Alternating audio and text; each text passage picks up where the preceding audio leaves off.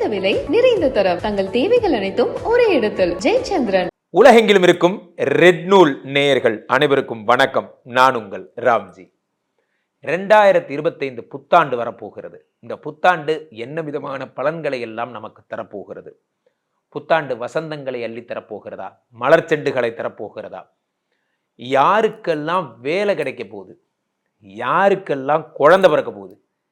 யாருக்கெல்லாம் கடன் அடைய போகுது? யாரெல்லாம் இழந்த சொத்துக்களை மீட்ட போறீங்க? புதுசா வீடு, வண்டி, வாகனம் வாங்க போறீங்க, கட்ட போறீங்க போன்ற நல்ல விஷயம். காதல் ஓகே ஆகிறது யாருக்கெல்லாம் போன்ற நல்ல விஷயங்கள் எல்லாத்தையும் தொடர்ந்து பார்க்க போறோம். 2025க்குன்னு ஒரு ஸ்பெஷல் இருக்கு. என்னன்னா, இந்த வருடம் 3 விதமான பெயர்ச்சிகள் நடக்கிறது. முதல் பெயர்ச்சி சனி பெயர்ச்சி, இரண்டாவது குரு பெயர்ச்சி, அடுத்ததாக ராகு கேது பெயர்ச்சி. இந்த 3 பெயர்ச்சிகளும் இந்த வருடத்தில் தான் நடக்கிறது. ஸோ இந்த வருடத்தில் நடக்கின்ற சனி பெயர்ச்சி உங்களுக்கு நிறைய நன்மைகளை தரப்போகிறது. அந்த சனி பெயர்ச்சி மார்ச் 29ஆம் தேதி நடக்கிறது. குரு பெயர்ச்சி மே 15ஆம் தேதி நடக்கிறது. ராகு கேது மே 19ஆம் தேதி நடக்கிறது. சனி கும்பத்திலிருந்து மீனத்திற்கு வருகிறார். குரு ரிஷபத்திலிருந்து மிதுனத்துக்கு செல்லுகிறார். ராகு பகவான் மீனத்திலிருந்து கும்பத்திற்கு வருகிறார். ஆக உங்க ராசிக்கெல்லாம் எப்படி இருக்குங்கிறத ஒவ்வொரு ராசிக்குமாக பார்ப்போம். மேஷ ராசிக்காரர்களுக்கான புத்தாண்டு பலன்கள் எப்படி இருக்கும்? மேஷராசிக்காரர்களுக்கு சனி பகவான் 12ஆம் வீட்டிற்கு வருகிறார். விரயச்சனியாக வருகிறார். நிறைய பேர் சொல்லுவாங்க, உங்களுக்கு 7.5 சனி ஸ்டார்ட் ஆயிடுது. 7.5 சனி ஸ்டார்ட் ஆனால் தொட்டதெல்லாம் ப்ராப்ளம் ஆகும், அப்படி ஆகும் இப்படி ஆகும் நிறைய சொல்லுவாங்க. அதெல்லாம் ஒன்றும் பிரச்சனை இல்லை. இப்பவும் சொல்றேன், கவலையே விடாதீங்க. 7.5 சனி எப்பவுமே நன்மைகளைத்தான் செய்வார். ஏன்னா 12ஆம் வீட்டில் வரக்கூடிய சனி விரயங்களை குறைப்பார் என்கிறது சாஸ்திரம். 12ங்கிறது இல்வாழ்க்கை, மனமகிழ்ச்சி, குடும்பம் போன்ற விஷயங்கள் எல்லாம் உங்களுக்கு இன்டிமசி, செக்ஷுவல் ப்ராப்ளம்ஸ், இது எல்லாத்தையும் சரி பண்ணுவார் சனி பகவான். சனி பகவான் 12லிருந்து 2ஆம் வீட்டை பார்க்கிறார். தனஸ்தான், பணம், அதே மாதிரி ஐஏஎஸ் படிக்கிறேன், ஐபிஎஸ் படிக்கிறேன் போன்ற விஷயங்கள் எல்லாம் பண்றவங்களுக்கெல்லாம் அந்த படிப்பில் வெற்றி போன்றவற்றை தருவார். சனி பகவான் 7ஆம் பார்வையாக 6ஆம் இடத்தை பார்க்கிறார். வீடு, மாடு, மனை போன்றவற்றெல்லாம் வரக்கூடிய பிரச்சனைகள், ரண ருண ரோக சத்துருஸ்தானம்னு சொல்லக்கூடியது, வியாதி, கடன், கஷ்டம், அது எல்லாத்தையும் சரி பண்ணுவார் இந்த சனி பகவான்.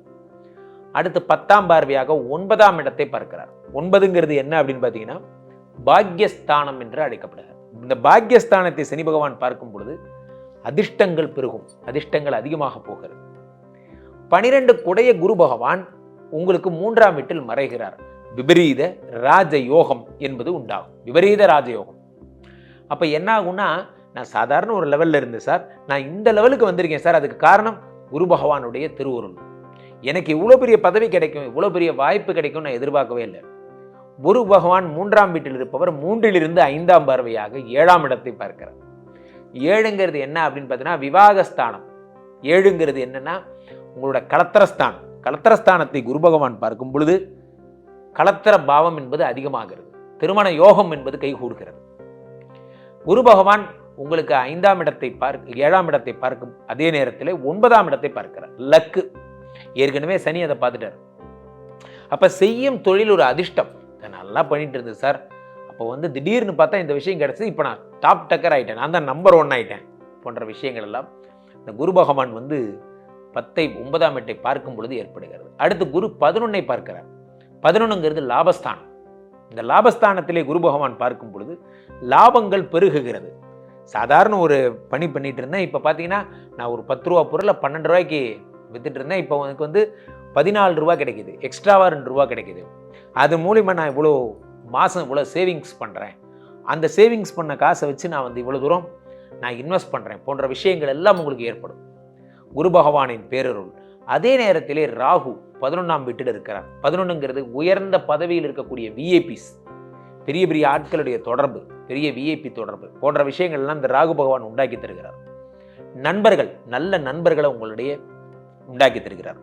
ஸோ அதே நேரத்தில் 5ஆம் வீட்டில் இருக்கக்கூடிய கேது பாக்கியங்களை உண்டாக்கி தருகிறார், யோகங்களை உண்டாக்கி தருகிறார். மேஷராசிக்காரர்கள் ரொம்ப சூப்பராக இருக்க போறீங்க. உங்களுக்கு இதை விட ஒரு நல்ல நேரம்ங்கிறது ஒன்று கிடையவே கிடையாது. அருமையான நேரம், 100க்கு 100 மார்க். ரிஷபராசிக்காரர்களுக்கான புத்தாண்டு பலன்கள். ரிஷபராசிக்காரர்களுக்கு 11 கூடைய உங்களுக்கு பார்த்தீங்கன்னா குரு பகவான் 2ஆம் வீட்டில் இருக்கிறார். ஏற்கனவே 11ஆம் வீட்டில் சனி பகவான் இருக்கிறார். 11ங்கிறது லாபஸ்தானம். ஒரு தொழில் செய்கிறோம், அந்த தொழிலேருந்து வியாபாரத்திலேருந்து நமக்கு ஒரு ப்ராஃபிட் கிடைச்சாதான் அந்த தொழில் நமக்கான தொழில், நமக்கான வெற்றி தொழிலாக அப்பொழுதுதான் அது கருதப்படும். அவ்வகையில் உங்களுக்கு குரு பகவான் உங்களுக்கு 2ஆம் வீட்டில் இருக்கக்கூடியவர் தனப்பிராப்தியை தருகிறார். பண விஷயங்களில் யோகங்களை தருகிறார். பணம் பல வழிகளில் வரும்படியான, நான் பணத்தை ஒருத்தர் கொடுத்துருந்தேன் சார், அவன் என்னை ஏமாத்திட்டான், கவலைப்படாதீங்க, இந்த வருஷம் உங்களுக்கு இழந்த பணம் என்பது திரும்ப கிடைக்கும். குரு பகவான் 2ஆம் வீட்டில் வரும் பொழுது உங்களுடைய படிப்பு, அறிவு, குடும்பம் போன்றவையெல்லாம் செட்டில் ஆகும். குடும்ப யோகத்தை உங்களுக்கு தருகிறார் குரு பகவான். 11ஆம் வீட்டில் இருக்கக்கூடிய சனி பகவான் உங்களுக்கு லாபத்தை தருகிறார். அப்போ 11 இருக்கிற சனி 11, 12, 1 உடம்பை பார்க்கிறார். உடம்பை பார்க்கும்போது உடம்புல இருக்கக்கூடிய வியாதிகள் எல்லாம் போய் ஒரு உத்வேகங்களை உண்டாக்குறார். எடுத்த காரியம் யாவினும் வெற்றி, எங்கு நோக்கினும் வெற்றி. வெற்றியை மட்டுமே அடையக்கூடிய வகையிலான உங்களுடைய பயணத்தை துவங்குகிறார். சனி பகவான் 7ஆம் பார்வையாக 5ஆம் இடத்தை பார்க்க. 5ங்கிறது யோகஸ்தானம். யோகஸ்தானத்தை சனி பகவான் பார்க்கும் பொழுது யோகங்கள் பல வழிகளில் அதிகமாகிறது. சரி, எதை பண்ணாலும் ஒரு யோகம் வேணும், யோகம் வேணும்னு சொல்லுவாங்க. எல்லாமே ஒரு யோகம் தான். புத்திர சந்தானம் என்பது ஒரு யோகம், திருமணம் என்பது ஒரு யோகம், நல்ல வேலை என்பது ஒரு யோகம், எல்லாமே யோகம் தான். அந்த யோகத்தை அதிகப்படுத்துறார். ஸோ சனி பகவான் அந்த 5ஆம் வீட்டை பிறகு புத்திர சந்தானம். இப்போ குழந்தை தான் முக்கியமாக சிவராசிக்காரர்களுக்கு, பிள்ளை இல்லாதவர்களுக்கெல்லாம் குழந்தை பிறக்க போகுது. அடுத்து சனி பகவான் 10ஆம் பார்வையாக 8ஆம் இடத்தை பார்க்கிறார். 8ங்கிறது என்னன்னா உங்களுடைய அசையா சொத்துக்கள், உங்களுடைய நீண்ட நாள் கனவுகள், ஆசைகள், சேமிப்புகள். அதை குரு பகவான் உங்களுக்கு சனி பார்க்கும் பொழுது உங்களுடைய சொத்துக்கள், நான் சொல்லுவோம் இல்லையா, பாலிசிஸ், இன்சூரன்ஸு போன்றவெல்லாம் போடுவீங்க. அதன் மூலம் கிடைக்கக்கூடிய பெனிஃபிட்ஸ்.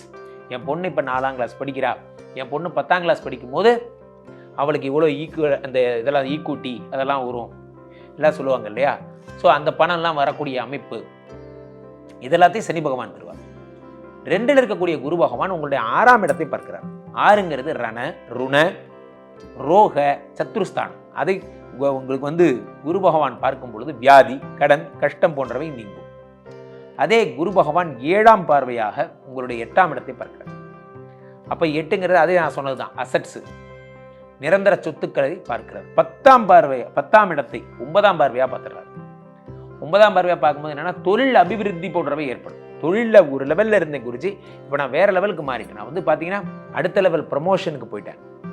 10 குரு பார்க்கறதுனால தொழில் அபிவிருத்தி ஏற்பட்டுருச்சு போன்ற விஷயங்கள். ரிஷபராசிக்காரர்கள் எல்லாம் பெரும் பணத்தை சம்பாதிக்க போறீங்க. 2ல் வர்ற குருனால ஒரே தங்கம், விரலெல்லாம் தங்கம், பெட்டியெல்லாம் தங்கம், தங்கம் தங்கம் தங்கம், அந்த அளவுக்கு நீங்க நிறைய கோல்டு இன்வெஸ்ட்மெண்ட்ஸ்லாம் பண்ண போறீங்க. ரிஷபராசிக்காரர்கள் மாபெரும் சிறப்படைய போறீங்க. 100க்கு 150 மார்க். மீண்டும் ஒரு நல்ல பதிவில் சந்திப்போம். நன்றி, வணக்கம். குறைந்த விலை, நிறைந்த தரம், தங்கள் தேவைகள் அனைத்தும் ஒரே இடத்தில். ஜெயச்சந்திரன்.